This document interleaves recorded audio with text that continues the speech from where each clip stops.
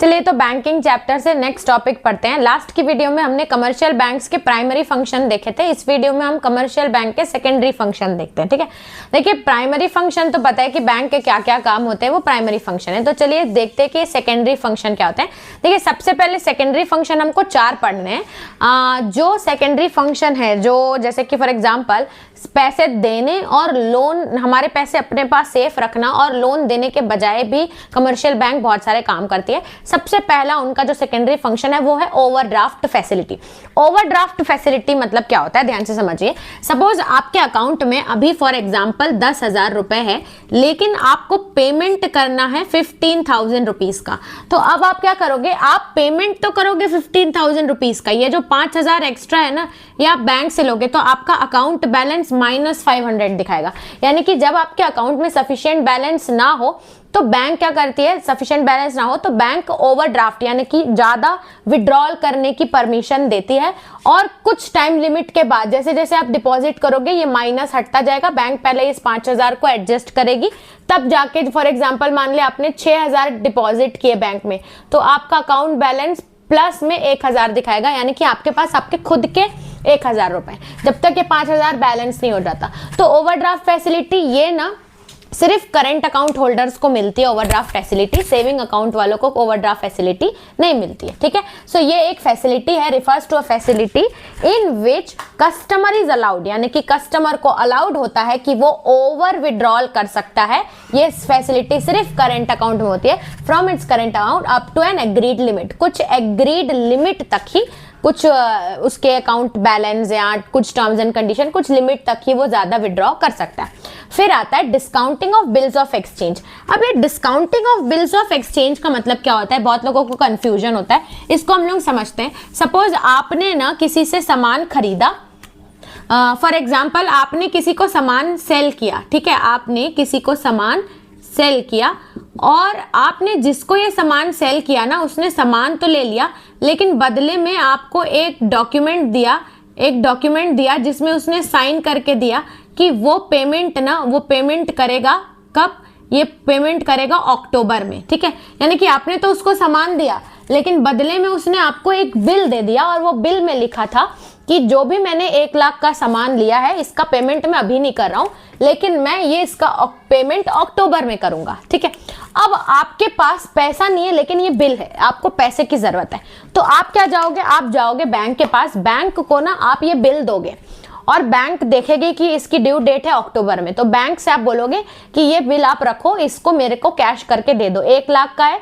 तो बैंक क्या करेगी, कुछ कमीशन आप काटेगी, जो भी डिसाइड होता है, तो 1 लाख का कुछ कमीशन काट के बैंक आपको उसको कैश करके दे देगी।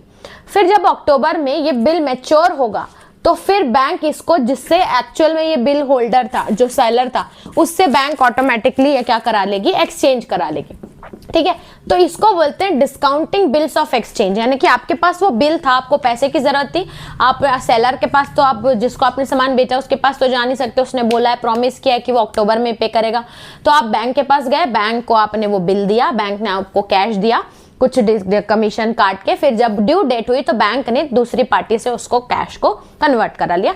इसको बोलते हैं डिस्काउंटिंग बिल्स ऑफ एक्सचेंज। ठीक है, it refers to a facility in which holder bill can get discounted with the bank before maturity, से पहले आप उसको बैंक को, उस बिल को बैंक से डिस्काउंट करा सकते हो। ठीक है, ये था 2 फंक्शन। फिर आता है एजेंसी फंक्शन। एजेंसी फंक्शन में बैंक्स क्या क्या करती है, as an agency, as an institute bank क्या क्या फंक्शन परफॉर्म करती है। तो पहला दिया है कि ये ट्रांसफर ऑफ फंड, जैसे एनईएफटी हो गया, बैंक फंड इधर से उधर ट्रांसफर करती है, चेक फैसिलिटी, ये सब आता है। फिर आता है collection and payment of various items, जो भी पेमेंट है, कलेक्शन है, आपके अकाउंट से रिलेटेड जो फंड्स कटने हैं या कलेक्ट करना है, ये सब बैंक करती है। फिर आता है purchase and sale of foreign. देखियो सेंट्रल बैंक का परमिशन से जो हमारी कमर्शियल बैंक्स है, ये भी फॉरेन एक्सचेंज का on the behalf of customer, ये फॉरेन एक्सचेंज की पेमेंट करती है, फॉरेन एक्सचेंज को, करेंसी को कन्वर्ट करती है, फॉरेन एक्सचेंज में पेमेंट करती है, जिससे वो इंटरनेशनल जो ट्रांजैक्शन है, ट्रेड है, उसको प्रमोट करती है। तो यह purchase and sale of foreign exchange. फिर आता है sale and purchase of securities. Securities जैसे कि स्टॉक, बॉन्ड्स, ये ना प्राइवेट कंपनी या गवर्नमेंट की सिक्योरिटीज को on the behalf of customer, customer के बिहाफ में गवर्नमेंट सिक्योरिटीज या प्राइवेट बॉन्ड खरीदना बेचना, ये कस्टमर के बिहाफ में वो बैंक करती है। फिर आता है इनकम टैक्स। कभी कभी बैंक आपको एज अ कंसल्ट भी करती है कि इनकम टैक्स आपका कितना हो रहा है, क्या इनकम टैक्स आ सकता है, एज अ कंसल्टेशन प्रोवाइड करती है कि कैसे आप इनकम टैक्स अपना बचा सकते हो।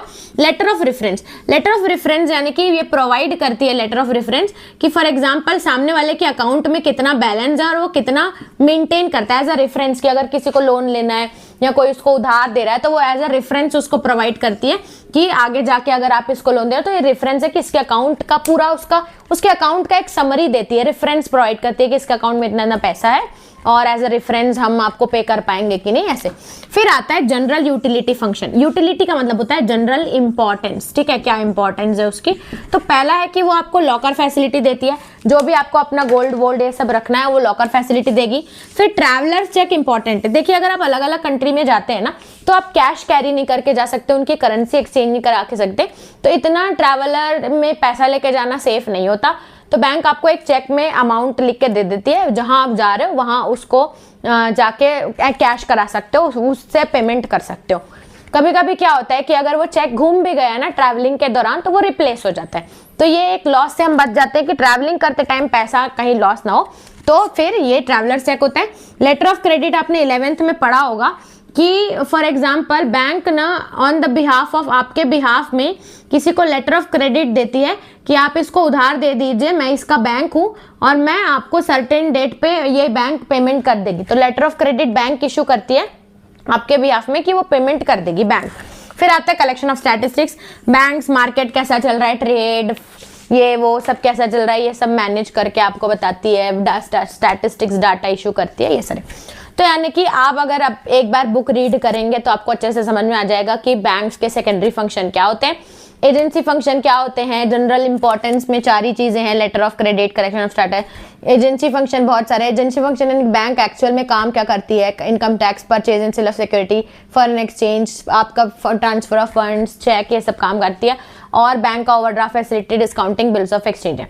एक बार जब आप उसको हाईलाइट करके नोट्स बना के रीड कर लेंगे आपको अच्छे से समझ में आ जाएगा। इससे आपसे एमसीक्यू भी ट्राई कर सकते हैं, प्लस आपके जो नोट्स हैं अगर आप उसको लिखेंगे पॉइंट टू पॉइंट, तो आजकल स्टेटमेंट बेस्ड क्वेश्चन बहुत सारे आ रहे हैं, तो अगर आप पॉइंट टू पॉइंट लिखते हैं तो आपको स्टेटमेंट सॉल्व करने का जो चांसेस वो बढ़ जाते हैं, क्योंकि आप लिखो तो आपको याद रहता है कि आपने क्या लिखा था। तो चलिए इसमें इतना ही हुआ, आगे हम मनी क्रिएशन के टॉपिक को डिस्कस करते हैं कि बैंक्स पैसा कैसे बनाती है।